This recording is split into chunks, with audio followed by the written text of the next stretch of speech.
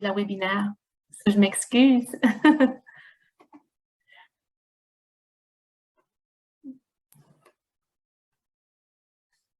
Alors, bonjour tout le monde et bienvenue à la webinaire « Travailler avec les étudiants en sciences infirmières ». J'attends un peu plus de participants, donc je vais attendre un peu. Je vais me mettre sur le mute pour l'instant, puis je vais prendre un autre peut-être 5 minutes pour permettre aux gens de nous joindre avant de commencer.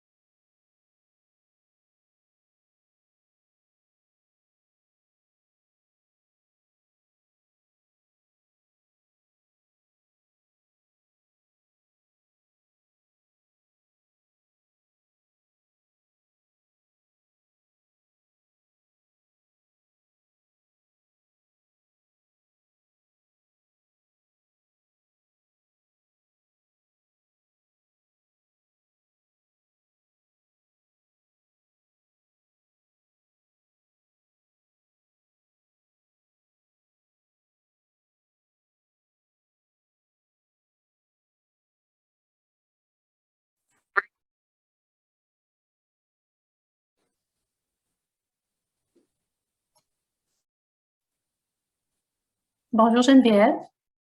Bonjour. Bonjour. Je vais commencer dans une minute. Attendez encore une autre minute parce qu'on n'a pas beaucoup de participants en ligne pour le moment. Mais je vais quand même commencer à 10h40. Puis ceux qui décident de nous joindre pourront nous joindre. Puis pour l'instant, tu peux te mettre sur ton mute. Puis je vais vous présenter. Puis à la fin, on aura la discussion.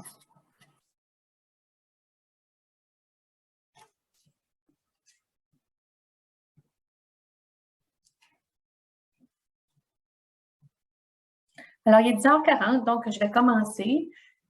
Je vous remercie d'être venu à notre présentation, la présentation webinaire « Travailler avec les étudiants en sciences infirmières ». Alors, ce webinaire est basé sur la publication du site web de l'association « Travailler avec les étudiants ». La décision de faire la présentation relève de plusieurs discussions qui ont eu lieu avec les campus collégiaux au sujet des difficultés à recruter les IAA pour participer au préceptorat. J'ai travaillé dans les NBCC sur le côté anglais, puis on a rencontré les mêmes obstacles. C'est difficile de pouvoir avoir des participants lorsque ça vient au préceptorat des étudiants. Alors, ce n'est pas un problème qui est seulement relié aux campus collégiaux. Du côté francophone, c'est aussi à travers la province. Aujourd'hui, le webinaire présentera l'information sur les campus, sur les IAA préceptrices, leur perspective des préceptorats, ainsi des perspectives des étudiants par rapport au préceptorat. La présentation va toucher, entre autres, sur les obligations, les responsabilités, les bénéfices des préceptrices, des IA préceptrices et des étudiants lors du préceptorat. Les perceptions des étudiants par rapport aux barrières reliées au préceptorat. Comment mieux supporter les étudiantes lorsqu'elles sont en préceptorat et comment s'assurer que les étudiants aient des expériences positives. À la fin, j'essaierai de présenter quelques idées pour aider les étudiantes et les préceptrices. Et puis, nous aurons aussi des invités spéciaux. Nancy Ouellette, instructrice au CCNB de Campbellton, qui est ici avec sa classe d'étudiants. Je suis contente que vous vous êtes joints à nous aujourd'hui. Puis Geneviève Pelletier, nouvelle diplômée de 2021. Alors, à la fin de la présentation, elles nous joindront pour une session questions et réponses. Alors, je les remercie d'être avec nous encore, puis merci à tout le monde de nous joindre. Aujourd'hui, c'est la Journée nationale contre le harcèlement. Donc, je vais commencer par partager quelques faits sur le sujet. Malheureusement, c'est des faits qui sont reliés à la profession du nursing. Alors, je vous montre ici que oui, on a pris l'opportunité de faire le webinaire le 23 février parce que c'était la journée contre le harcèlement. Parce que malheureusement, il y a du harcèlement dans les milieux des soins infirmiers. Alors, on a des statistiques ici qui démontrent que 89% des étudiants se sont sentis victimes d'intimidation lorsqu'ils étaient dans des milieux cliniques ou même pendant leur cours d'éducation. 87% des étudiants ont ressenti de l'impolitesse pendant leur formation en soins infirmiers. 55% de la violence latérale vécue ou témoin pendant les stages cliniques. 21% du roulement du personnel infirmier est attribué à l'intimidation. 34% des victimes ont pensé quitter la profession, ce qui est dommage. 36% des rapports d'intimidation au milieu de travail proviennent des soins infirmiers. C'est encore plus élevé que les autres professions. Alors, 48% des nouveaux diplômés craignent l'intimidation en milieu de travail et 85% ont été agressés verbalement par un autre infirmier ou infirmière. Alors, je prends un moment pour faire une pause parce que c'est des nombres assez élevés. Ça vaut la peine d'en parler.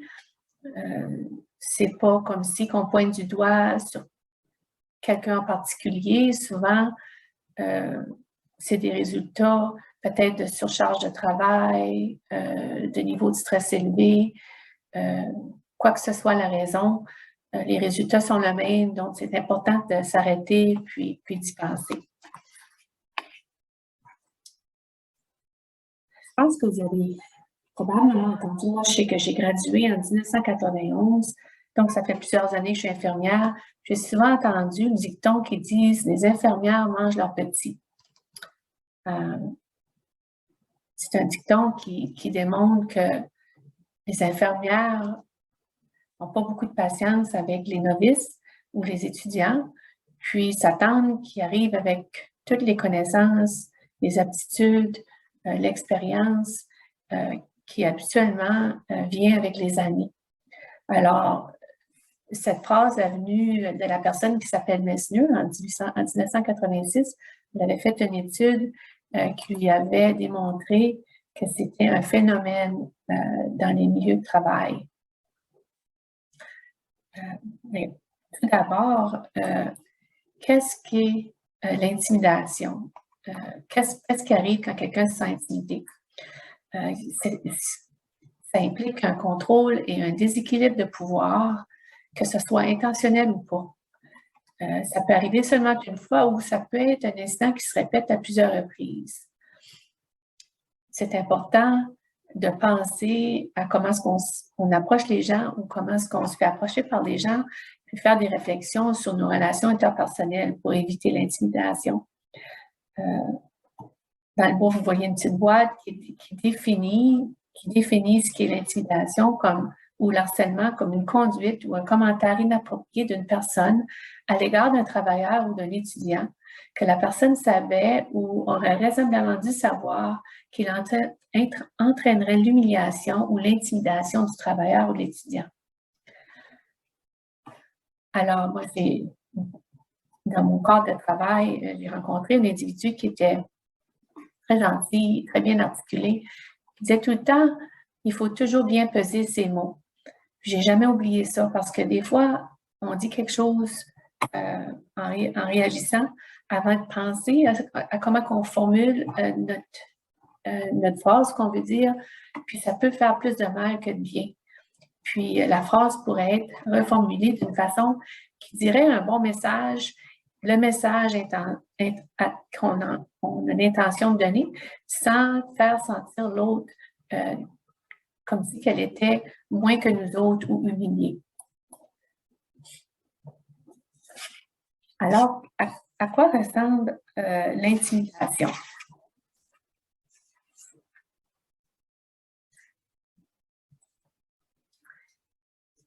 L'intimidation, ça peut être qu'on retient l'information qui est essentielle pour que quelqu'un puisse faire son travail. Des fois, on ne donne pas toute l'information, puis on se dit, si elle fait son travail, elle va savoir qu'elle a besoin de savoir ces choses ici. Elle avait juste à faire sa recherche. Mais d'un autre côté, lorsqu'on est dans un milieu clinique, on travaille avec des collègues, c'est important que les collègues aient toute l'information nécessaire pour assurer la continuité des soins et la sécurité du patient. Alors, obtenir l'information et donner l'information essentielle, c'est important. L'intimidation peut aussi ressembler à ceci. Les personnes vont dire publiquement qu'est-ce que les erreurs des autres, que ce soit une erreur de médicament ou la documentation qui est incomplète. C'est dit publiquement ou c'est affiché des fois dans des endroits publics où ce que les gens peuvent voir les sortes d'erreurs qui ont été commises. Puis si l'environnement de travail est petit, c'est facile de savoir qui a fait les erreurs. Alors, ce n'est pas nécessairement des bonnes pratiques. Des fois aussi, c'est de chercher les erreurs des autres puis les pointer. Alors, ce n'est pas seulement le fait qu'on trouve des erreurs, c'est qu'on cherche pour les erreurs. Faire de l'intimidation directement, des fois, c'est la distribution des charges de travail de façon injuste. C'est des fois difficile parce que dans les milieux des soins infirmiers, les charges de travail sont constamment en changement. Il y a des nouvelles admissions, il y a des clients qui partent, il y a des décès, il y a des gens qui deviennent instables. Donc, c'est difficile des fois de distribuer le travail de façon équitable. Mais si la gestionnaire ou la personne en charge de distribuer le travail fait les efforts nécessaires, peut-être que dans une journée, c'est difficile d'accomplir des charges de travail justes, mais à la fin de la semaine, ça sera évident que l'infirmière elle a partagé le travail de façon équitable du lundi au dimanche d'une façon consistante. Faire le commérage ou trahir la confiance, c'est probablement l'affaire la plus commune que j'ai vue dans les milieux de travail. Alors, les milieux de travail, surtout présentement, spécialement depuis le début de la pandémie, c'est très, très, très, très, très occupé. Il y a beaucoup de surcharge de travail, ce qu'on entend dire, ce qu'on lit. Et puis, souvent, il y a un manque de personnel. Alors, c'est facile de se sentir épuisé, puis avoir un manque de patience. Mais le commérage ou parler dans le dos des gens dans un milieu de travail, ça l'amène du stress supplémentaire, puis aussi une atmosphère négative qui peut nuire à tout le monde, pas non seulement à la personne à laquelle que vous faites le commérage. La grossièreté ou des cris ou des remarques désobligeantes fait que vous dites que ça n'existe pas dans les lieux de travail, mais oui, ça existe. Moi, j'ai vu des gens insulter l'auteur des fois dans le milieu de travail lorsque vous avez été dans un domaine hospitalier, dans un domaine des soins infirmiers assez long, vous allez voir que vous voyez bien des choses. Puis, des fois, l'intimidation, comme on disait auparavant, c'est pas intentionnel. Des fois, les gens disent des choses, réalisent par la suite qu'ils n'auraient pas dû dire des choses, mais c'est très important, comme que je disais, peser nos mots. Ensuite, ça peut ressembler à des gens qui refusent d'encadrer des nouveaux employés ou refuser de les aider lorsqu'ils éprouvent des difficultés. Parce qu'on commence un nouvel emploi, on a besoin d'avoir du mentorat, on a besoin d'une infirmière à qui on peut aller. Habituellement, les gestionnaires essaient de nous donner un peu de direction envers une personne qui pourrait nous aider, nous supporter, mais avec les surcharges de travail ou le manque de personnel, des fois, ça peut devenir difficile. Les orientations peuvent être peut-être plus brèves, de moins longue durée, et ça peut être difficile de trouver quelqu'un. Alors, c'est important de promouvoir un environnement où les gens se sentent capables de poser des questions et où on s'avance lorsqu'on voit que quelqu'un est en difficulté. Et encore, rendre public un travail complet ou des erreurs et humilier les autres. Exclure ou faire le silence auprès de certaines personnes. C'est important que tout le monde se sente partie de l'équipe. Sans le travail d'équipe, sans se sentir qu'on fait partie de cette équipe-là, c'est difficile de partager nos idées, nos opinions, puis nos évaluations de patients. Rouler les yeux ou un langage corporel dégradant. Je pense que ça fait partie de la formation aussi. Je suis certaine que ça fait partie de la formation en soins infirmiers où on apprend à communiquer avec les gens, des relations thérapeutiques avec les gens, puis à l'intérieur du cours de communication, c'est pas seulement les verbaux, mais c'est les non-verbaux, le langage corporel qui communique à quelqu'un qu'on a quelque chose à leur dire, on leur donne un sentiment qu'ils sont en sécurité dans notre présence ou qu'ils se sentent un peu en difficulté lorsqu'ils viennent nous approcher. Insinuer aussi est une façon de ne pas faire confiance aux autres et de peut-être dire des choses qui ne sont pas vraiment vraies. Il faut faire attention, il faut toujours essayer de clarifier.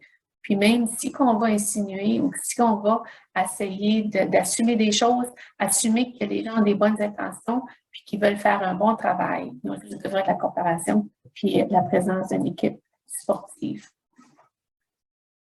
Alors, quels sont les effets du harcèlement dans le milieu de travail? C'est un environnement de travail qui devient hostile.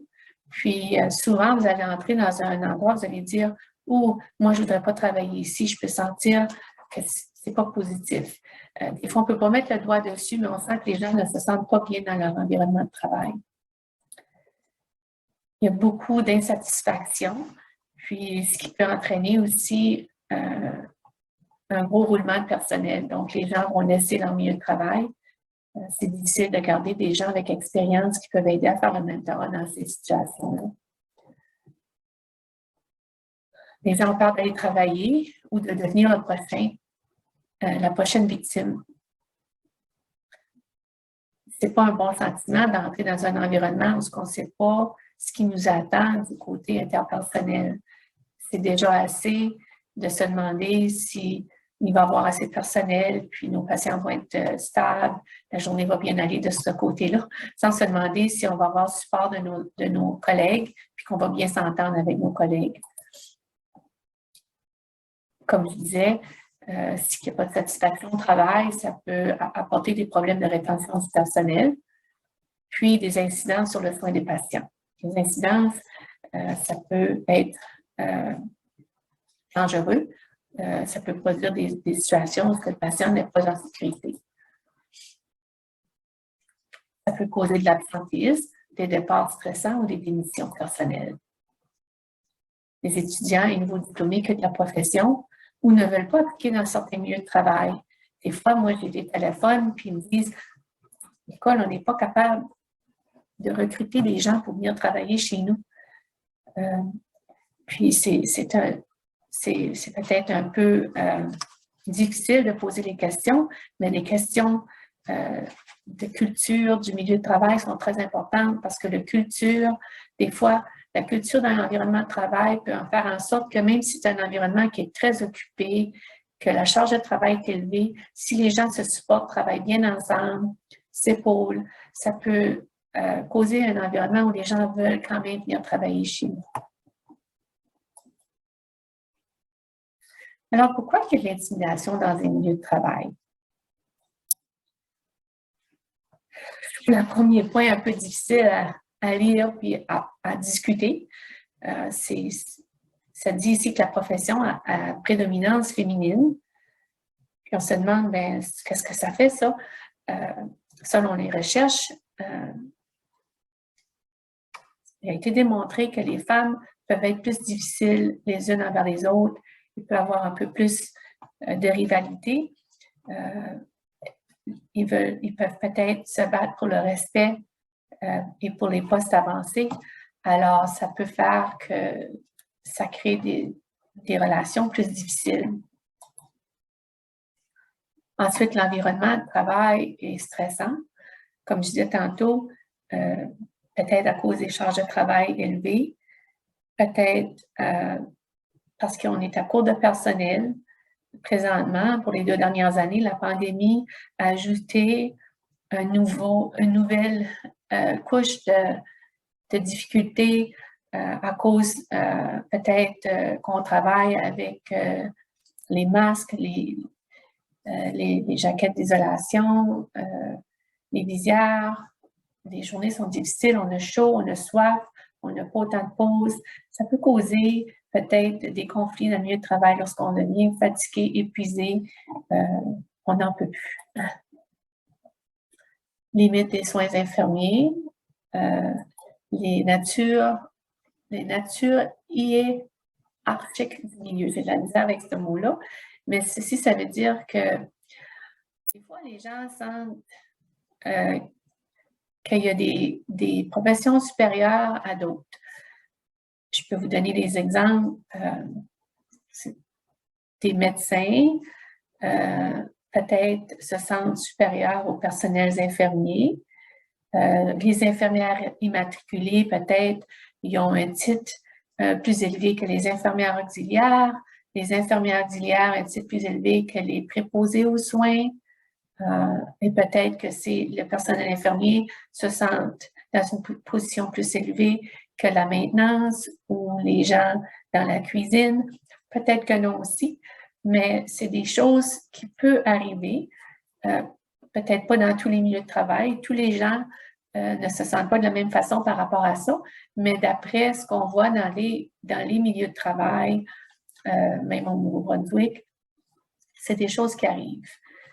Lorsque les infirmières auxiliaires, par exemple, ont commencé à avoir un champ de pratique un peu plus élargi, les infirmières immatriculées ou certaines infirmières immatriculées que moi j'ai entendues dans mes échanges au travail se sentaient un peu insécures et se disaient, ben ça, c'est nos tâches qui viennent nous enlever, notre sécurité d'emploi. Alors, ils s'accrochent à nos tâches.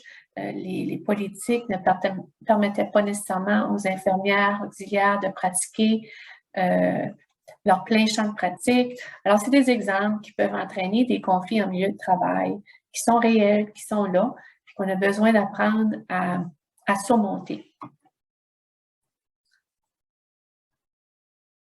En d'autres mots, l'intimidation, l'harcèlement existe dans les milieux de travail, existe dans les soins infirmiers. C'est pour ça qu'on en discute aujourd'hui. Puis, c'est important de s'unir, puis de s'affirmer dans des situations où on pense qu'il y a de l'intimidation et de l'harcèlement. Ne rien faire pour gérer l'intimidation, comme la dernière boîte nous dit, dans la formation en soins infirmiers, encouragera une augmentation de l'intimidation dans la profession. Alors, à un moment donné, on veut dire c'est assez. On arrête, on pense et on agit ensuite d'une façon où est-ce qu'on va arrêter les problèmes d'harcèlement dans les milieux de soins infirmiers. Alors, qu'est-ce que vous pouvez faire pour aider?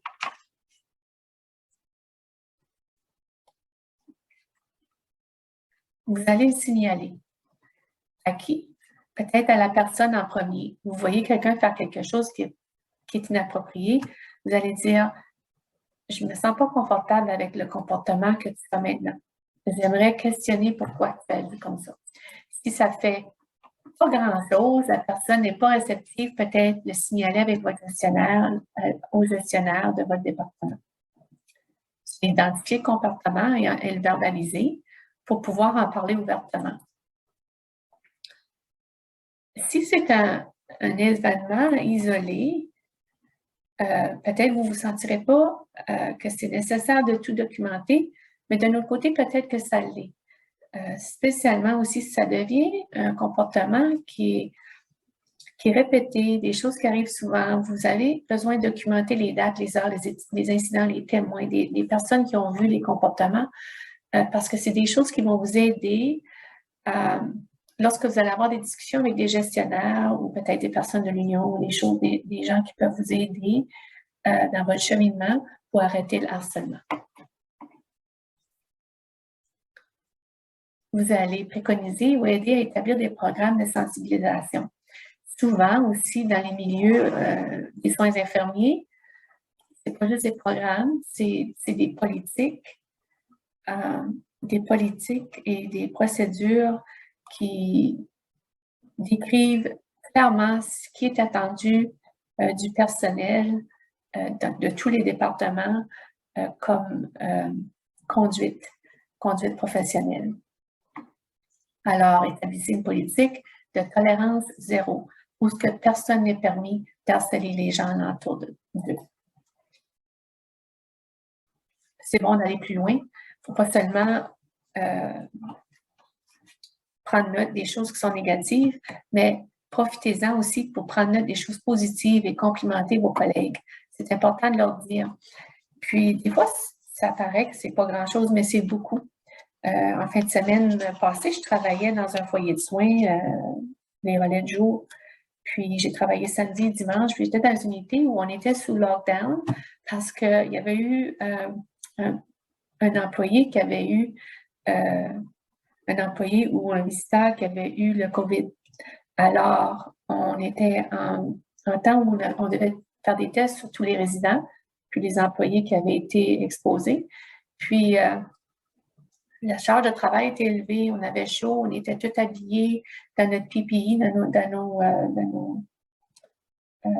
de façon de nous protéger. Puis, l'équipe a travaillé fort toute la fin de semaine. Puis, comme infirmière immatriculée dans un foyer de soins, j'avais un rôle cadre.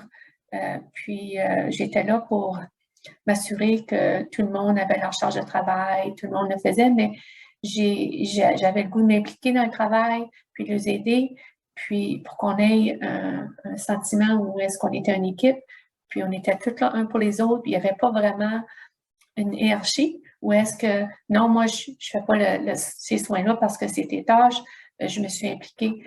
Puis, je ne le faisais pas pour avoir des compliments ou être reconnue, mais lorsque je partais le dimanche à la fin de mon relais, il y a une préposée aux soins qui s'est avancée. Elle était bien gênée. Elle dit, Nicole, elle dit, je voulais te remercier pour la fin de semaine. J'ai dit, me remercier. J'ai dit, moi, je veux te remercier. J'ai dit, vous avez fait du bon travail toute la fin de semaine. Elle dit, oui, mais tu as été une bonne infirmière puis tu nous as aidés. Alors, je me suis revenue à la maison puis je me suis dit, j'ai fait mon travail.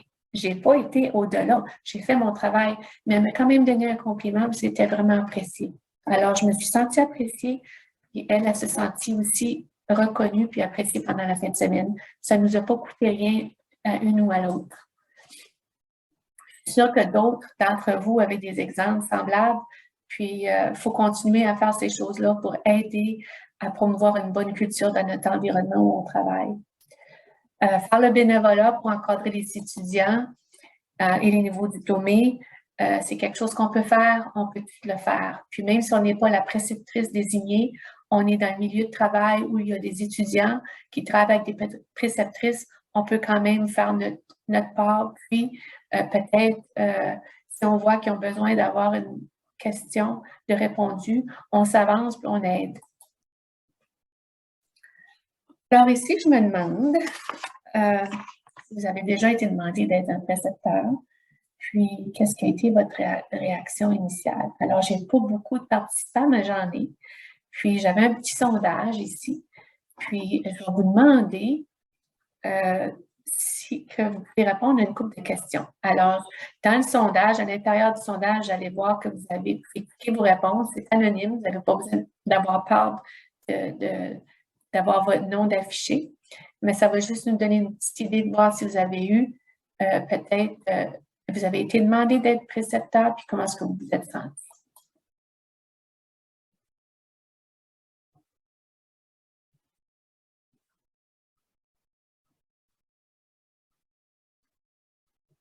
Est-ce que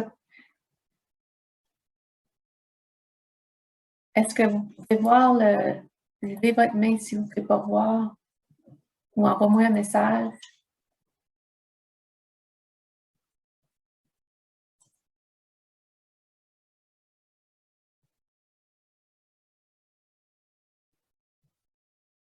OK.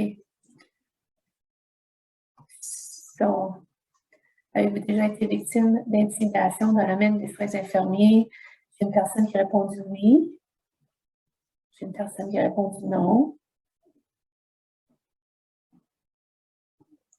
Avez-vous déjà été témoin d'intimidation d'une personne par un autre professionnel des soins? Les 2 personnes qui ont répondu ont dit oui.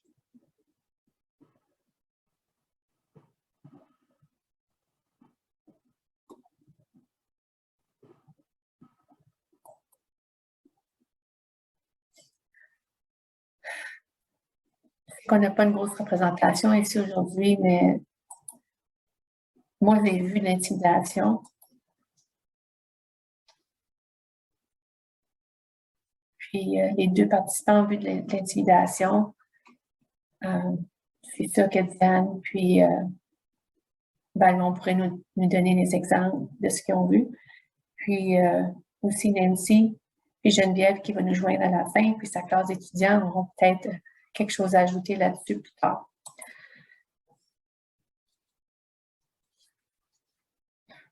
Alors, les réactions initiales des gens, lorsqu'on leur demande de faire du préceptorat, ils disent «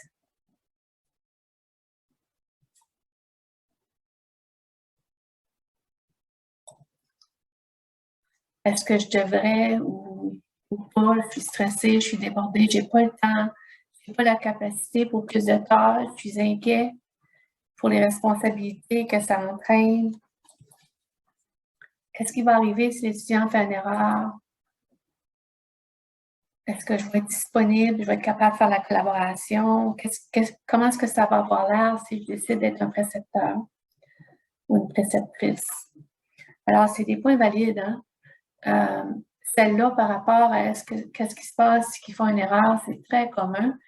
Je me suis fait demander ça souvent parce que j'enseignais au collège anglophone pendant 10 ans. Puis, j'ai été responsable d'établir les rotations de préceptorat pour mes étudiants, les étudiantes. Puis, souvent, c'était une question que j'avais des préceptrices ou des précepteurs. Puis, on va en parler. On va parler de ceci dans un moment. Les étudiants, eux autres, comment est-ce qu'ils se sentent par rapport à leur préceptorat? Encore, on a une classe d'étudiants avec nous aujourd'hui, ce qui est plaisant de savoir. Je vais partager avec vous autres que la plupart des étudiants peuvent se sentir anxieux, nerveux, même s'ils sont bien excités d'aller dans leur préceptorat. Ils ont beaucoup envie d'apprendre. C'est comme leur dernière étape avant d'être par eux-mêmes, avant d'avoir leur propre rôle comme infirmière diplômée. Alors, plus qu'ils vont apprendre, le mieux que ça va être les préparer, le mieux que ça va être lorsqu'ils vont devenir autonomes. Aussi, les étudiants peuvent se dire, est-ce qu'ils vont nous accueillir? Est-ce qu'ils veulent vraiment avoir des étudiants sur leur unité? J'aimerais vraiment aller voir cette unité-là parce que c'est ça que je vais faire lorsque je vais être graduée. Alors, c'est des réactions des étudiants qui vont avoir. Que se passe-t-il si je les contrarie? Ça, c'est une bonne question. C'est pas une contrarie, je ne suis pas sûre que c'est le meilleur mot, mais c'est que, mettons qu'une infirmière te dit c'est ça qu'il faut faire avec le patient ou c'est ça qui est l'évaluation du patient. Puis comme étudiante, tu dis ben c'est pas ça que je vois, c'est pas comme ça que j'ai été montrée à faire ça, j'ai besoin de suivre la technique de mon enseignant du collège. Alors, on va en parler aussi. Est-ce que la préceptrice va m'aider? Est-ce que les gens vont se moquer de moi si je ne sais pas quelque chose? Alors moi, je disais tout le temps à mes étudiants, j'ai juste peur des étudiants ou des infirmières qui pensent qu'ils ont appris tout ce qu'ils ont à savoir. Moi, je suis infirmière, ça fait depuis 1991, comme que je vous ai dit. Puis, j'ai toujours dit à mes étudiants, même que ça faisait 20 ans ou 30 ans que j'étais infirmière, ou que ça faisait 10 ans, ou que ça faisait 5 ans, j'ai peur de ce que je ne sais pas. Je ne sais pas ce que je ne sais pas. Donc, c'est correct de ne pas tout savoir. Même, c'est normal de ne pas tout savoir. Alors, il n'y a personne qui devrait s'attendre à ce que vous sachiez tout et devrait se moquer de ce que vous ne savez pas. Alors, c'est juste un petit mot pour vous encourager. Il y a des choses que j'apprends encore. Puis, à ça, j'essaie de mettre l'emphase sur les choses que j'ai appris de quelqu'un pour leur montrer que même si ils sont plus jeunes, qui ont moins d'expérience, qui ont beaucoup à m'apporter, alors faire le préceptorat aussi peut m'apprendre, moi, comme préceptrice, beaucoup de choses. C'est non seulement l'étudiante qui va apprendre, mais aussi la personne qui est avec l'étudiant.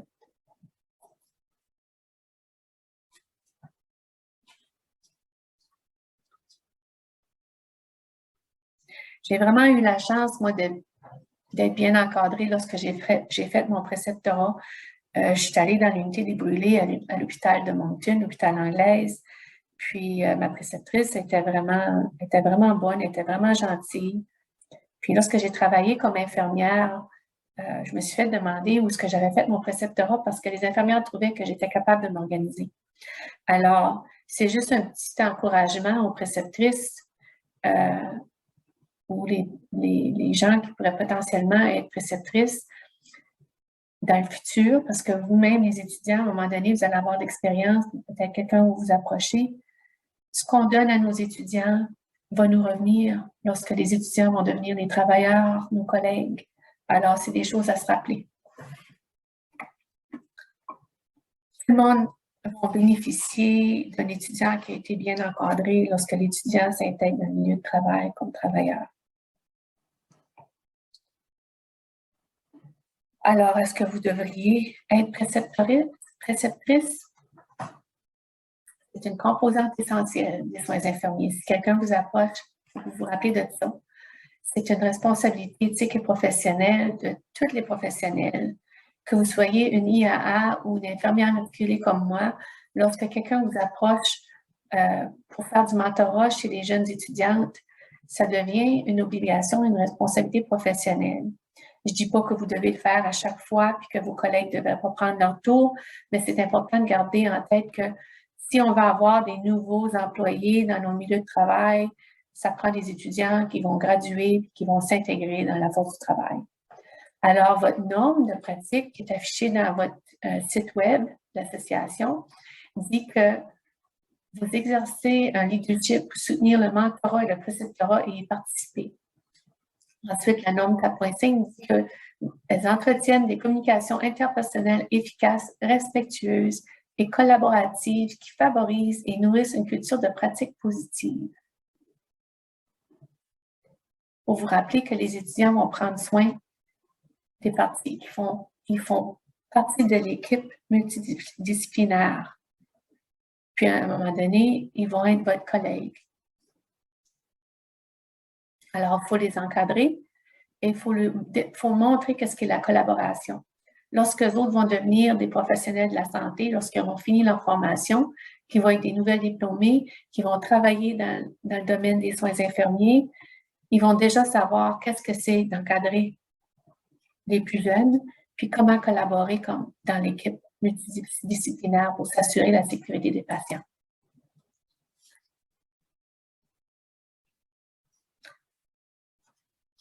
Alors, on va prendre un moment pour discuter ou peut-être faire une réflexion sur les obstacles qui sont perçus par les précepteurs ou les préceptrices.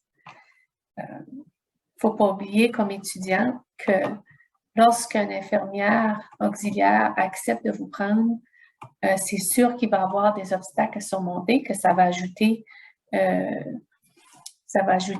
leur journée de travail. Alors, on va regarder un peu qu'est-ce que ça peut être. Responsabilité supplémentaire pas de doute, ça demande un peu plus de concentration sur ce que l'étudiant a besoin. La peur d'être tenu responsable des erreurs des autres. Peut-être se sentir incompétent ou inexpérimenté. Alors, si c'est le cas, si vous avez peut-être des questions de compétences ou d'expérience, c'est des choses à discuter avec votre gestionnaire parce que votre gestionnaire vous a approché pour une raison. Il y a des gens qui ont la capacité de faire du mentorat, même s'ils ont moins d'expérience que d'autres infirmières. Puis, il faut qu'ils se rappellent que peut-être c'est trop tôt, c'est pas le meilleur temps de le faire, puis ça, c'est correct. Ou peut-être qu'avec le support de leur gestionnaire, puis des infirmières d'expérience sur l'unité, ils seraient en mesure de le faire. Alors, c'est des choses à penser. Des fois aussi, la préceptrice sent qu'ils n'ont pas vraiment rien à offrir. Mais ici, j'aimerais souligner qu'on a des expériences variées, puis des connaissances variées. Alors, comme infirmière qui a travaillé dans un domaine d'éducation, j'ai travaillé avec l'association, j'ai travaillé avec mon association, j'ai travaillé dans des soins aigus. Je travaille maintenant aussi en temps partiel dans des soins de longue durée, dans les foyers de soins. J'ai une expérience assez variée, mais j'ai quand même pas tout vu. Alors, j'ai des choses à offrir, j'ai beaucoup de choses à offrir. Puis penser que les choses que je n'ai pas vues soient des obstacles pour mes étudiants, c'est pas vraiment le portrait au complet. Alors, il faut savoir que oui, on ne connaît pas tout. Il y a des choses qu'on ne pourra pas transmettre à nos étudiants, mais on a quand même beaucoup à offrir. Alors, donnez-vous une tape sur les épaules et dire, moi, j'ai vu des situations infirmières, j'ai appris beaucoup de choses. Il y a sûrement des choses que je peux apporter à cet étudiant ici. Puis, ici, que la plus belle chose que vous pouvez apporter à cet étudiant, c'est comment faire une bonne collaboration d'équipe, puis comment promouvoir une culture positive dans l'environnement, puis les apprendre à s'intégrer dans le milieu de travail, c'est déjà beaucoup.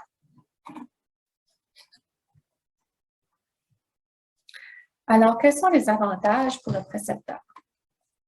Partager et enseigner l'empathie, être serviable, partager votre expertise et vos connaissances, comme je viens de le dire, puis voir les étudiants grandir et se développer, devenir des professionnels et voir que les étudiants peuvent jouer un rôle dans le cadre de votre mission. Vous pouvez regarder dans le futur, lorsque vous serez 2, 3 ans, 4 ans, 5 ans plus tard, en mesure de voir ce que vous avez apporté à cet étudiant, puis de dire, j'ai participé à son succès. J'étais une des personnes qui l'a aidé à se rendre où ce qu'elle allait. Puis, c'est réel, parce que moi, j'ai enseigné plusieurs années, comme je vous ai dit, au collège ici, dans la région. Puis maintenant, je travaille dans un foyer de soins, puis je travaille avec beaucoup de mes collègues, c'est des étudiants que j'avais. Puis c'est beau de les voir aller, je suis contente. Puis les autres se rappellent, puis des fois, ils me parlent lorsqu'ils étaient en salle de classe ou en stage avec moi, ils se rappellent, puis ils se disent « Oh, on a appris ça, je me rappelle » ou « Regarde ce que je peux faire maintenant » ou « ce que je suis rendue ». Ça fait du bien. C'est des avantages, puis c'est vrai, c'est réel. C'est encourageant de voir les gens avancer dans leur profession, puis aimer ce qu'ils font, parce que c'est ça qu'on leur a transmis comme précepteurs, ou préceptrices ou enseignants. Aussi, un autre avantage qui n'est pas vraiment listé ici, puis il ne faut pas vraiment le prendre hors contexte, là, mais il n'ajoute pas seulement à notre charge de travail, les étudiants. Lorsque vous pensez à des soins qu'ils vont faire lorsqu'ils sont là, ça peut aussi alléger votre charge de travail d'une certaine façon. Lorsqu'ils sont capables de faire des choses de façon autonome, que vous n'aurez pas besoin de faire, c'est des choses que vous n'avez pas besoin de faire, donc vous pouvez prendre votre énergie et la mettre sur d'autres choses, comme faire le mentorat. Alors, vous jouez un rôle essentiel pour les étudiants, puis aussi pour la main-d'œuvre du futur dans le nursing. Comme préceptrice, vous voulez savoir qu'est-ce que sont vos responsabilités. Alors, vous devez avoir des connaissances, compétences et jugements d'entrée à la pratique. Ce n'est pas nécessairement des compétences ou des connaissances avancées que vous avez besoin. Vous avez besoin de savoir au moins ce que l'infirmière qui rentre dans une pratique a besoin de savoir de faire. Vous devez avoir les connaissances pour maintenir vos clients en sécurité. Alors, si vous avez été vous-même étudiant, vous avez gradué, vous êtes devenu diplômé, vous avez été engagé, vous avez passé votre période de probation, vous êtes maintenant recommandé pour faire du préceptorat, alors votre gestionnaire vous trouve compétente et capable de faire le préceptorat.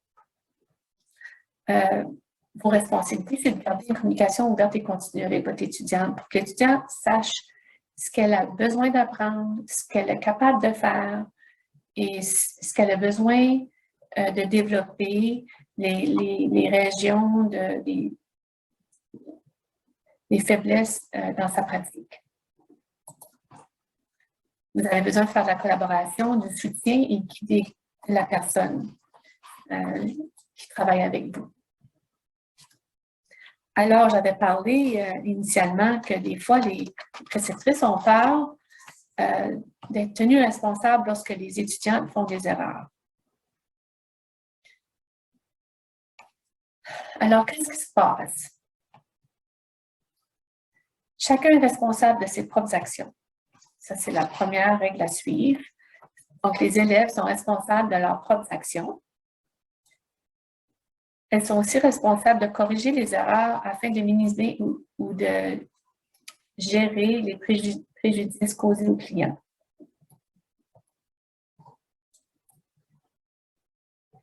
Les infirmières préceptrices ne peuvent pas être tenues responsables de quelque chose dont elles n'étaient pas au courant.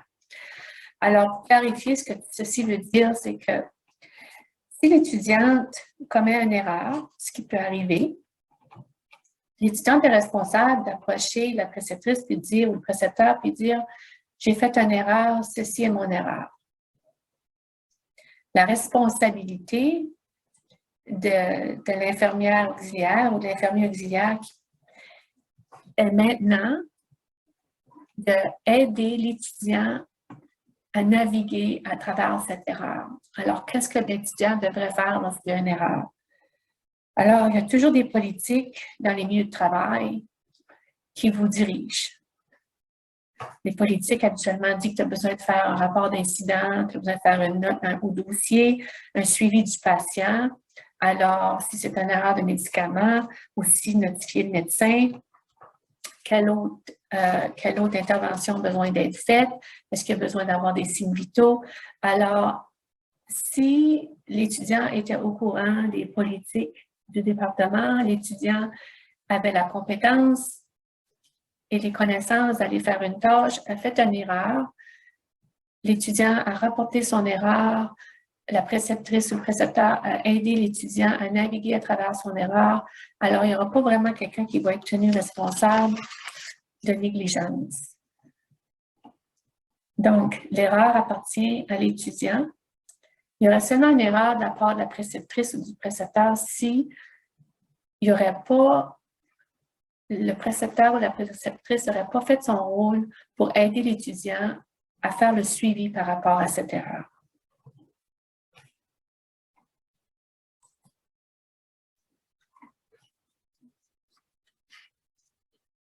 J'espère que ce que je viens de dire vous rassure puis vous aide à comprendre que chacun est responsable de ses propres actions. Aussi, si vous avez des questions par rapport à ça, d'autres questions, le site web de l'association a des documents qui guident la pratique des infirmières auxiliaires puis des étudiants, puis c'est important de les connaître. Ça vous donne les normes de pratique par rapport à la documentation, par rapport à l'administration des médicaments, le code de déontologie, tout ce que vous avez besoin de savoir qui vous aide. C'est des documents que vous pouvez demander aux étudiants de lire avant de faire leur préceptorat. Cette lecture-là est importante, puis devrait être faite avant d'entrer au milieu de travail. Alors, comment est-ce que vous pouvez soutenir les étudiants?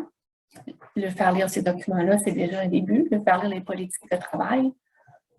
Puis, être conscient de leurs limites, de leurs compétences et des connaissances qu'ils ont. Ils sont encore en formation. Vous les aidez à compléter leur formation. Alors, vos attentes doivent être réalistes et vous devez être là pour les épauler dans leur apprentissage. Donc, pour faire ça, vous devez établir des bonnes relations de travail, puis un environnement de pratique qui est favorable. Alors, les étudiants devraient avoir à leur disposition les dossiers de patients dans lesquels ils doivent faire leur recherche, où ils devraient avoir les politiques qu'ils doivent lire, ils devraient savoir où aller chercher l'information qu'elles ont besoin et où vous êtes pour pouvoir venir vous chercher s'ils ont besoin de votre aide. Vous maintenez une communication ouverte, vous assurez qu'ils connaissent les politiques, comme je viens de dire, et les procédures.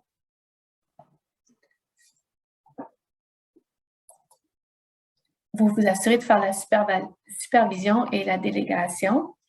Ceci, ça peut être un peu difficile, dépendamment du lieu de travail où le préceptorat a lieu.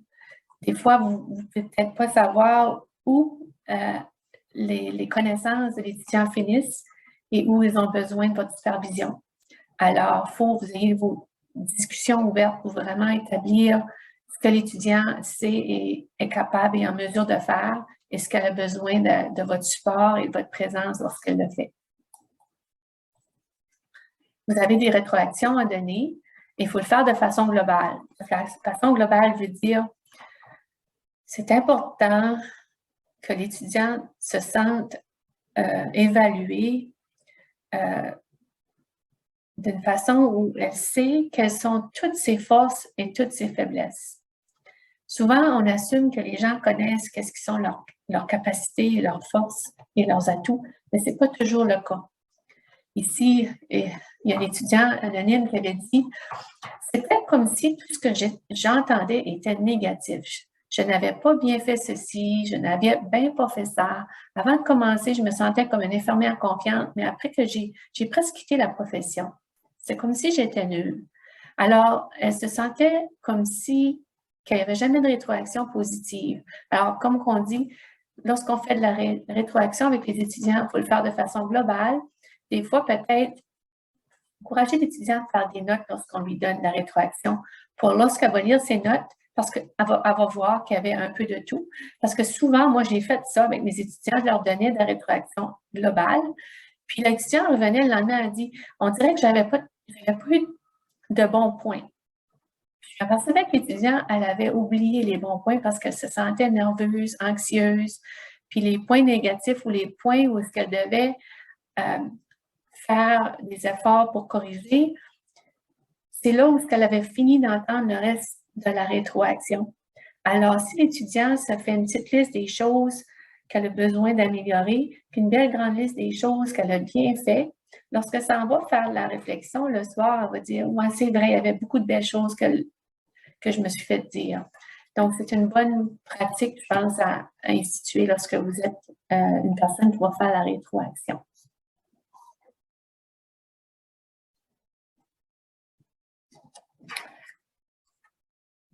Avant de parler de ceci aussi, peut-être que je pourrais retourner à l'autre.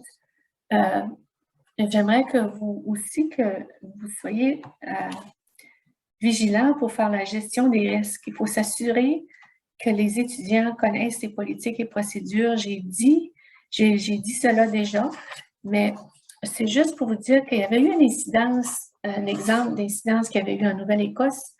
Il y avait une étudiante qui faisait son préceptorat dans une salle d'urgence, puis elle avait besoin de faire une injection intramusculaire. Alors, l'étudiante est allée faire l'injection intramusculaire, puis elle a atteint le nerf sciatique, puis il y a eu des répercussions négatives sur le patient. Alors, lorsqu'il y a eu une investigation, ça a été établi que l'hôpital avait été négligent. Puis la raison pourquoi ça avait été établi que c'était la faute de l'hôpital, c'était parce qu'il y avait une politique clairement écrite que les étudiants ne pouvaient pas faire les injections intramusculaires à l'unité d'urgence sans la supervision d'une personne d'expérience ou d'un employé. Ce n'était pas le cas, l'étudiante avait été la faire par elle-même. Alors, juste avoir connu la politique aurait pu prévenir les répercussions qui sont arrivées. Alors, c'était juste pour vous montrer que oui, ça arrive des fois des exemples où on n'a pas vraiment été voir la politique. On a souvent des appels aussi à l'association. Ils nous demandent, est-ce que j'ai le droit d'insérer des intervenus dans mon milieu ou est-ce que j'ai le droit? Vraiment, là, vous avez les connaissances, les connaissances puis les aptitudes à faire ce que vous avez appris dans votre formation. Si vous vous sentez capable, puis vous avez les connaissances, bien, ça ne s'arrête pas là. Même si c'est écrit dans vos normes de pratique à l'association, vous avez été enseigné de le faire, mais votre milieu de travail a des politiques qui vont déterminer qu'est-ce que votre champ de pratique. Alors, chaque milieu de pratique peut être différent. Votre champ de pratique au niveau national est le même, mais au milieu de l'employeur, que ce soit un employeur du Nouveau-Brunswick, ou un employeur du Québec, ou un employeur de la Saskatchewan, l'employeur a le droit de déterminer qu'est-ce qui est votre champ de pratique. Alors, c'est pourquoi on parle souvent des politiques et procédures de votre milieu de travail. Vous allez voir que c'est différent du champ national lorsque vous allez écrire votre examen. Tout ce que vous avez appris pendant votre formation fait partie de votre champ de pratique. Mais lorsque quelqu'un vous engage à venir travailler dans leur milieu de travail, ils vont vous dire ce que vous avez le droit de faire d'après leur politique. On continue. Comment puis-je, moi l'étudiant, aider à faciliter une expérience positive? Alors, ce que j'aimerais amener ici, c'est le fait que l'étudiante participe aussi à une culture de travail positive. Elle a des responsabilités comme étudiante ou étudiant. L'étudiant devrait être gentil et compatissant, devrait être reconnaissant. C'est important de dire merci. Merci à votre mentor, à votre précepteur de prendre le temps de travailler avec vous. Pas à chaque moment de la journée, mais peut-être à la fin de votre relais, vous en profitez pour dire merci encore pour une bonne journée. J'apprécie vraiment le travail que vous faites pour m'aider à apprendre des choses pour finir mon programme de formation. Vous rendre utile. Souvent, comme étudiant, notre charge de travail est un peu moins élevée. Alors, si notre patient a tous ses besoins de rencontrer, est en sécurité, on a un moment pour se rendre utile, on peut offrir. Est-ce que je peux aider avec quelque chose? Alors, ça va de même avec participer comme membre de l'équipe. Posez beaucoup de questions sans avoir peur. Puis rappelez-vous que parfois, ce n'est pas seulement le patient qui a besoin de plus de compassion, mais aussi l'infirmière qui est devant vous. Peut-être que l'infirmière qui a accepté de faire votre préceptorat le fait avec grand cœur, donne de son temps, de son énergie pour vous, mais peut-être qu'elle a une journée difficile, peut-être qu'elle a une surcharge de travail élevée. Alors, c'est important de prendre le temps de penser à ça puis de lui dire merci.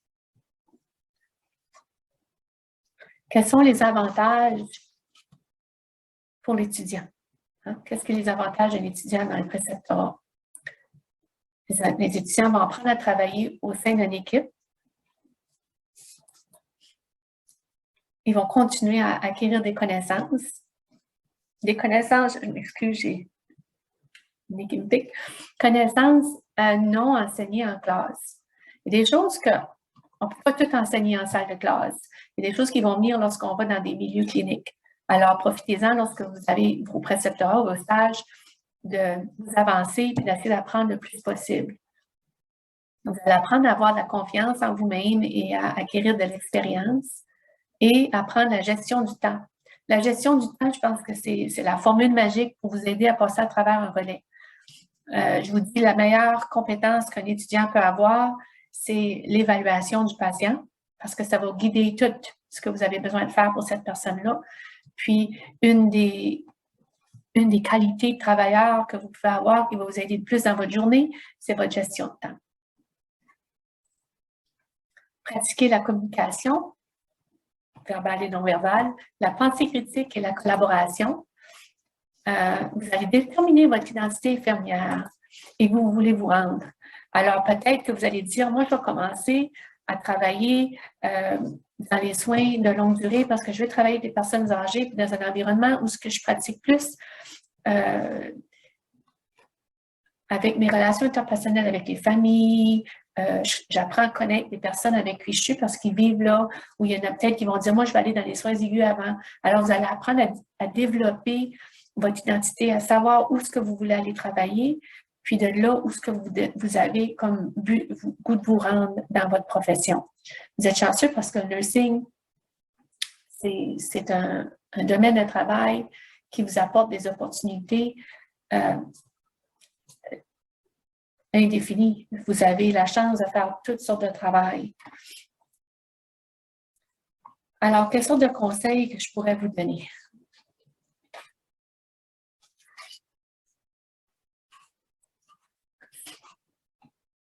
N'adoptez jamais une mentalité que vous êtes juste un étudiant. Je vais revenir à ça. Demandez conseil, demandez de l'aide si nécessaire. Soyez ouvert à des nouvelles opportunités et tirez le meilleur parti de chaque placement. Prenez ce que les autres disent avec un grain de sel. Chacun a des expériences uniques. Maintenez une communication ouverte avec votre précepteur et défendez vos intérêts pour la sécurité des patients. Je vais vous donner mon exemple de préceptorat. Justement, j'avais fait un préceptorat, comme je vous ai dit, dans une unité brûlée à l'hôpital de Moncton. Puis, j'avais une petite patiente qui avait été admise. Lorsque je l'ai rencontrée, elle avait été admise, ça faisait quasiment 2 jours. Puis, elle avait été admise parce qu'elle avait eu un déclin général, elle n'était pas capable de parler, puis elle avait tout un petit tout. Puis, lorsque j'ai fait son évaluation, je me suis aperçue aussi le matin qu'elle refusait son déjeuner, elle ne pouvait pas rien manger. Puis, j'ai commencé à demander des questions à ma préceptrice, puis à partager mes préoccupations. Je me disais, c'est pas normal, la petite madame, elle a ce petit tout-là. Pourquoi qu'elle a le petit tout, puis pourquoi qu'elle ne peut pas manger?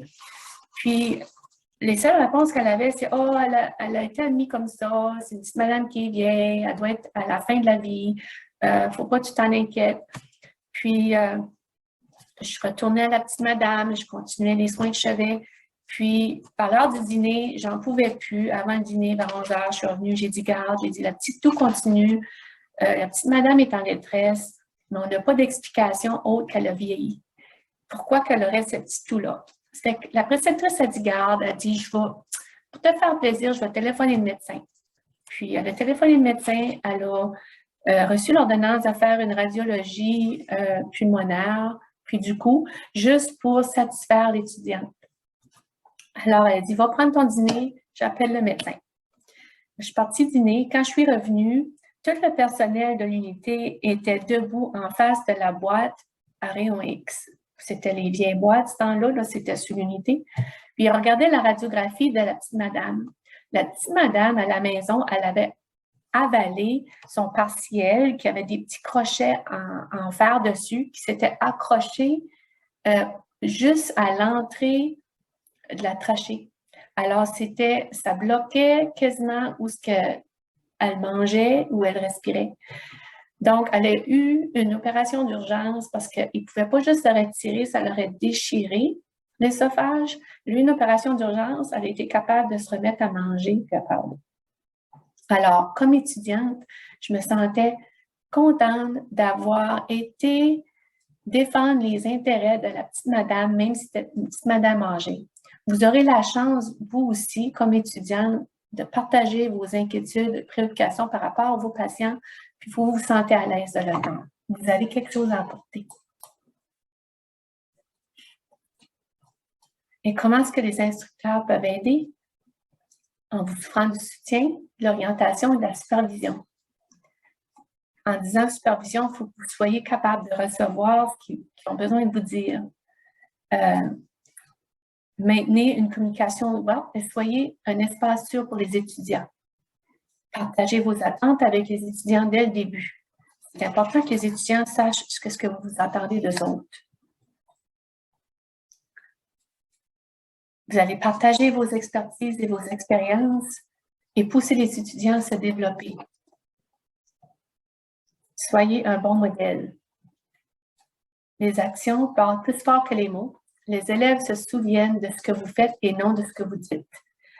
Alors, des exemples, moi, c'est lorsque j'allais en stage avec mes étudiants, quand je leur disais, vous n'avez pas le droit d'avoir de bijoux, de maquillage, quoi qu'étaient les attentes envers les étudiants, je faisais certaine de me présenter de la même façon que je leur demandais de se présenter, juste pour m'assurer que ce que je leur disais, je le faisais pour leur démontrer l'importance. On est en équipe, alors on agit en équipe. Hein? Alors, pour les étudiants, pour les précepteurs ou les préceptrices, soyez gentils un envers l'autre. Rappelez-vous de vos propres expériences en tant qu'étudiant. Si vous êtes précepteur, les étudiants deviendront des collègues. Accueillez-les dans votre équipe, soutenez-les, encouragez-les, les guidez et collaborez avec eux. Pour les étudiants, dites merci, respectez l'expérience et l'expertise, offrez de l'aide, soyez un joueur d'équipe. Soyez un joueur d'équipe. On travaille ensemble, qu'on soit un étudiant ou qu'on soit déjà un employé, on est une équipe. Alors, ça conclut pas mal la présentation de diapositives. J'espère que jusqu'à maintenant, ça a apporté des points qui vont vous aider. Je voulais juste vous dire aussi que c'est pas facile. C'est pas facile d'être un précepteur ou d'être un étudiant. J'ai eu la chance d'être les deux. Puis, c'est pour ça que c'est important de se rappeler qu'il faut être gentil. Le personnel qui font les préceptrices et les précepteurs ont des grosses charges de travail, ils ont beaucoup de stress dans le milieu de travail. Les étudiants sont anxieux, ils ont peur de ne pas avoir les connaissances, de faire des erreurs.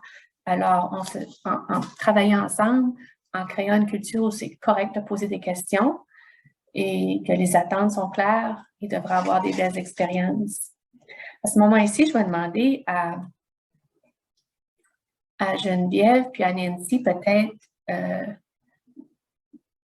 de venir en ligne.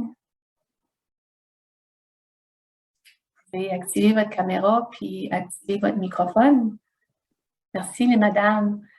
Ce que je vais faire, c'est que je vais vous poser des questions. Est-ce que vous pouvez dire bonjour aux gens qui sont en ligne? Vous présenter? Bonjour, je suis Geneviève. Je viens de graduer au mois de juin cette année, l'année passée. Dans quel domaine que tu travailles, Geneviève? À quel endroit? Je travaille à l'hôpital à Campbellton en gériatrie soins palliatifs. Intéressant. Puis Nancy, toi, tu es enseignante au Collège à Campbellton? Je ne t'entends pas. Oui, moi, je suis enseignante au CCNB à Campbellton. Geneviève était de ma cohorte de 2019-2021. C'est une de nos graduées. Un petit peu de misère à t'entendre, Nancy. Tu pourrais augmenter ton volume, je pense.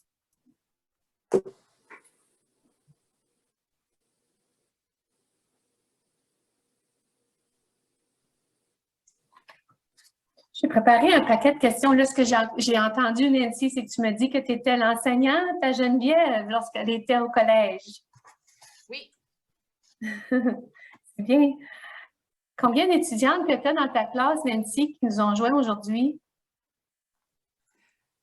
Aujourd'hui, les étudiants, on a eu une snow day à Campbellton. Ils ont fermé. Donc, on a été obligé de basculer à distance, puis ça fait qu'on a fait des cours, les autres enseignantes sont en train de donner des leçons en même temps que la session. Fait que ça n'a pas donné qu'on... La session est enregistrée. La session est enregistrée aujourd'hui, donc j'espère qu'ils auront la chance de la voir. Oui. OK, so je vais demander à Geneviève une question. Si vous songez à votre première expérience en stage clinique en tant qu'étudiante, comment vous êtes-vous sentie?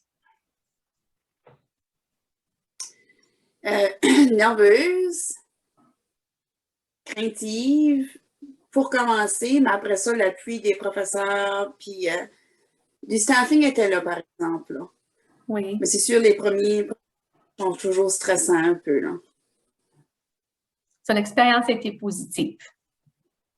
Oui. C'est bien, c'est bien.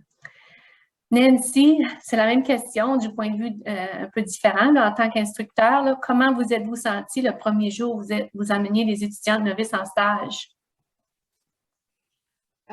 J'ai toujours des sentiments partagés, des mixed feelings.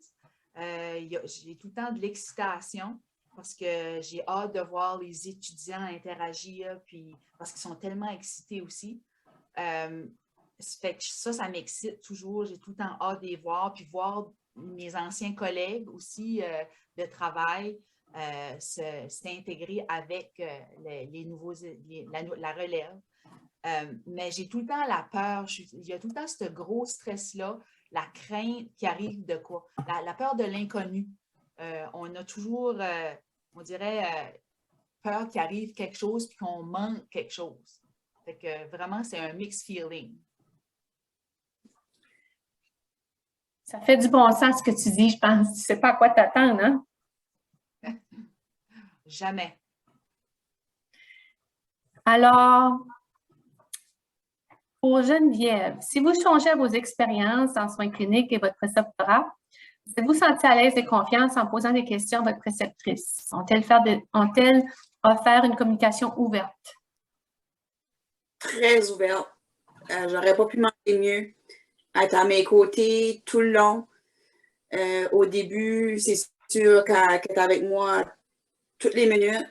Après qu'elle savait que je pouvais faire mes telles techniques, pas de problème. Elle venait quand même m'offrir son aide. Elle était toujours à mes côtés. Elle m'a jamais laissé sentir seule. J'avais des questions, elle était là. Questions techniques, questions des choses que j'avais pas vues. Ça faisait vraiment longtemps que j'avais pas vu, que je n'étais pas certaine, que j'étais inquiète. Si je faisais des notes, elle vérifiait mes notes pour faire sûr. Vraiment, c'était un bon préceptorat. J'étais chanceuse. C'est bon à entendre, c'est bien à entendre. Je pense qu'il y avait eu une main. Quelqu'un qui avait une question. Je vais laisser Nancy répondre à la même question, par exemple. Lorsque vous préparez à amener des étudiants à des stages cliniques, que vous les préparez à commencer leur préceptorat, avez-vous des conseils que vous leur donnez pour vous assurer qu'ils poseront des questions et resteront en communication avec leur précepteur? D'être ouvert d'esprit, de travailler en collaboration avec les autres, puis de ne pas se gêner de demander des questions. Ils ont un protocole à suivre, puis d'être ouvert, de demander quand ils ne sont pas sûrs. Rester positif. Je pense que Belmont, tu avais une question.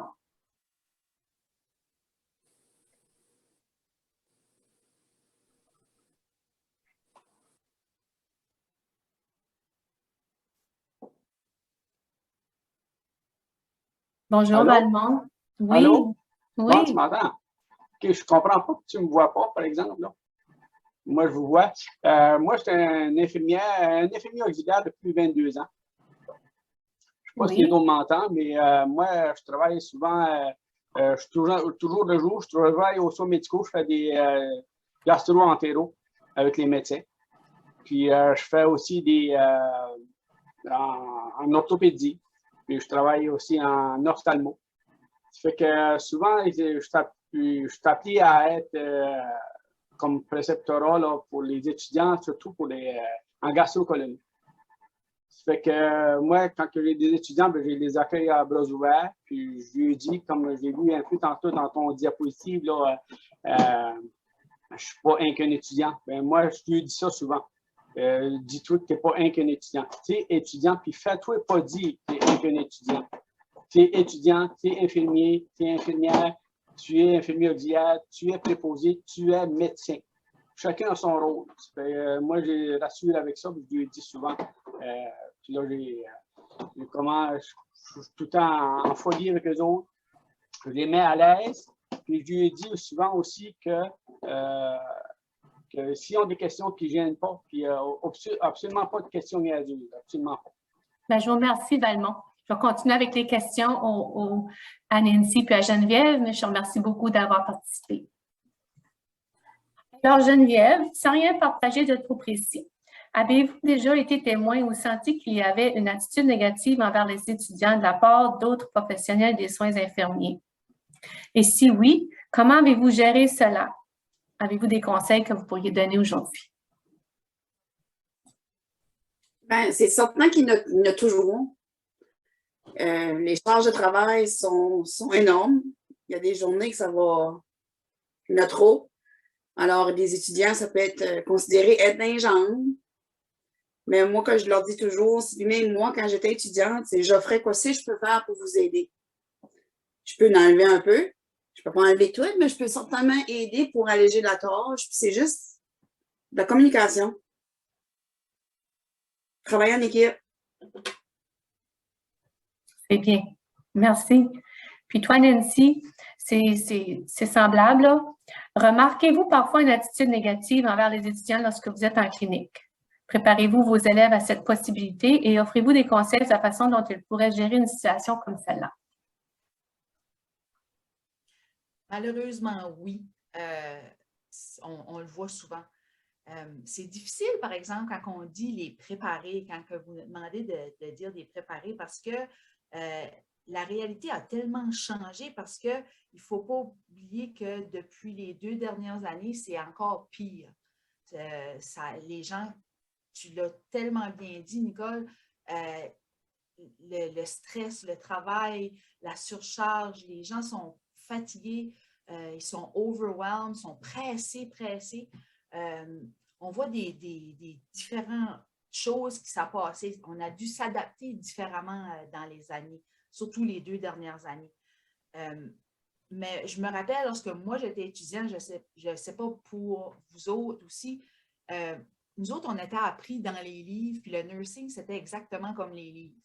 Moi, je m'attendais, là, quand j'ai commencé à l'hôpital, je m'attendais que ça soit pareil comme Virginia Anderson, puis que c'était parfait, là, que, tu sais, j'allais pas rien voir que tout le monde marchait du même côté.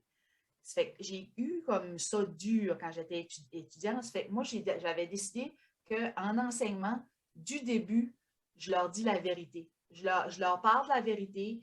Je leur donne les facts of life du début pour les préparer, parce qu'il y a tellement de gens qui arrivent en stage qui ne veulent plus continuer. Ça fait que je me dis, en sachant, on peut les former puis les préparer à ça. Je pense que c'est la seule façon d'avoir les yeux ouverts. Oui, je trouve que c'est bien de ta part de faire ça, Nancy. C'est pas nécessairement mettre un contexte négatif à ce qui s'en vient, mais c'est de les préparer en cas qu'il y ait des choses qui arrivent. C'est la réalité de la vie. Puis, comme qu'on disait, pour des raisons ou d'autres, sans mettre la faute à personne, des fois, ça peut être difficile, les relations entre les étudiants puis le personnel des soins. Alors, on les prépare comme enseignante, je l'ai vu avec mes étudiants.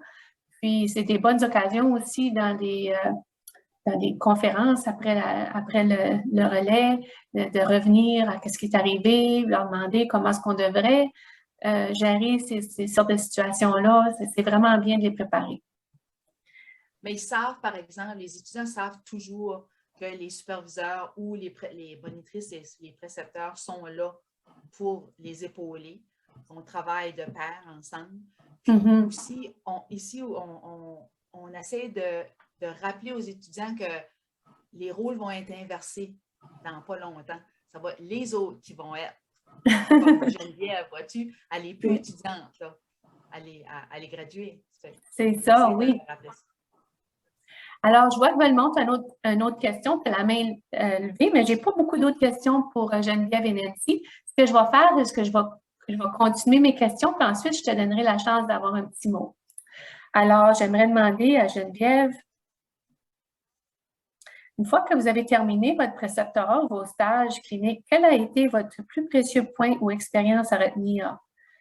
Que ce soit quelque chose de technique que vous avez appris ou quelque chose auprès du patient, fais pas de différence qu'est-ce que c'est. Si il y a quelque chose que tu penses, tu pourrais nous partager, ça serait bien. Je te dirais qu'un coup, j'avais tout fini, mon préceptorat, puis tout. Je te dirais que c'était l'organisation que je m'avais beaucoup améliorée. M'assurer que mes tâches sont faites à l'heure, au juste temps, puis j'ai travaillé fort là-dessus. Je suis une personne qui a de la difficulté à dire non.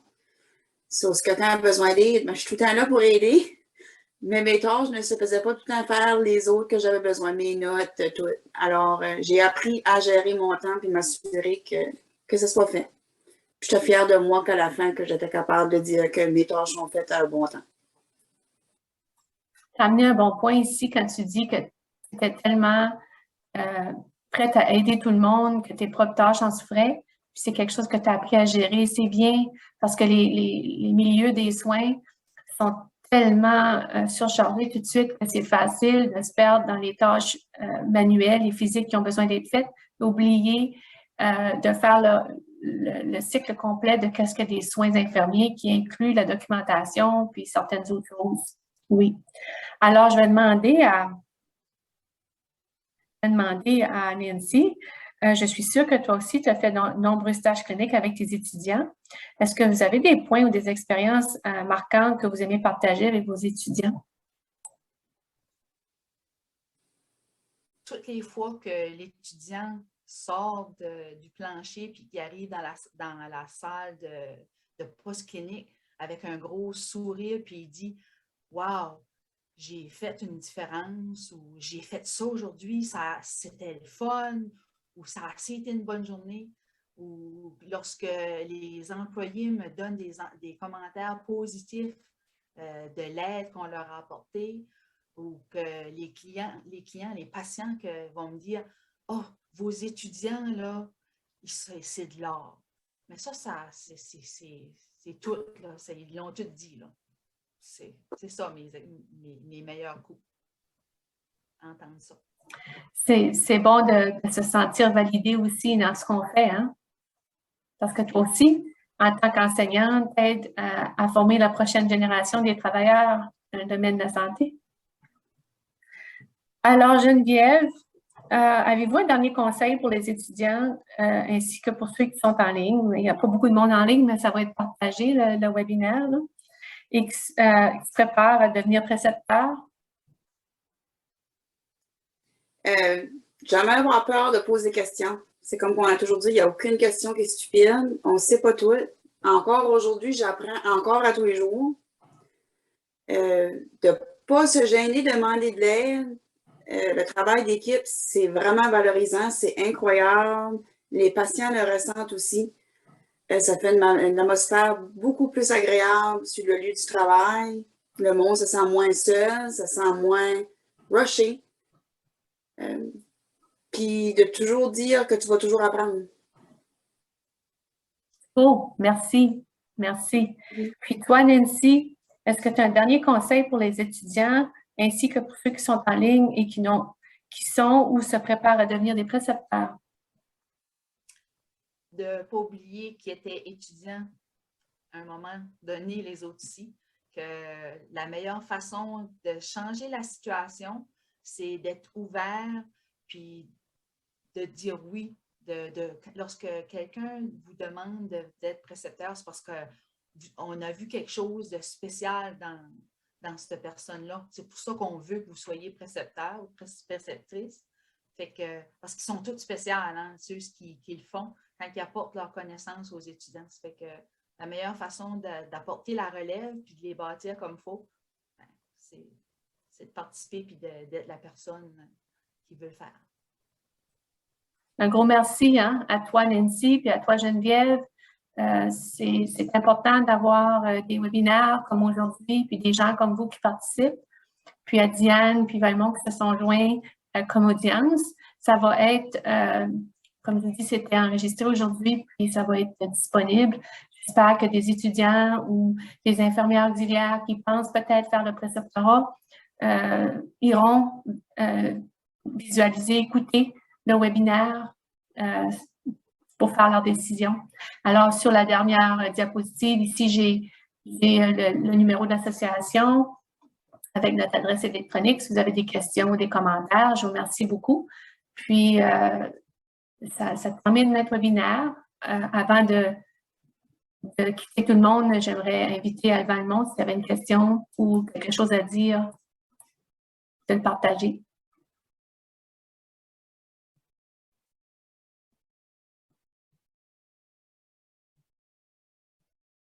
Non? OK, c'est bien. Je vous remercie encore. Ayez une bonne journée. Participez, comme que vous pouvez aujourd'hui, à la journée contre le harcèlement. Je vous remercie de nous avoir joints. Merci beaucoup. Merci. Bonne journée. Merci. Bye bye. Bye.